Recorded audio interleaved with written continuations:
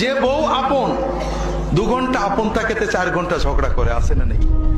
যে ছেলে আপন সে 2 ঘন্টা কথা শুনে তো 4 ঘন্টা কথা শুনে না, ঠিক না বেঠিক?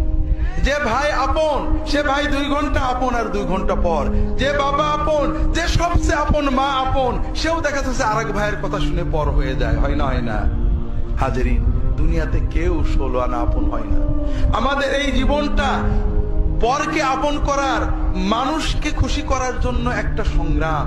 ছোটবেলায় বাবা মাকে খুশি করার চেষ্টা করেছি, পারিনি, কত মারছে, ঠিক না বেঠিক?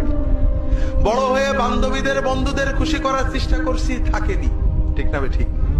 বিয়ে করে বউকে স্বামীকে খুশি করার চেষ্টা করেছি, 16 আনা কখনোই হয়নি। একজনই আছেন যাকে আপন করলে তিনি কখনো পর হন না, তিনি কে? আল্লাহকে আপন করতে পারলে সব সময় আল্লাহকে সাথে পাবেন। যদি আল্লাহকে আপন করে নিতে পারেন, আপনার বিপদে আপদে কষ্টে দুঃখে সব সময় মনে হবে আল্লাহ আপনার সাথেই রয়েছে।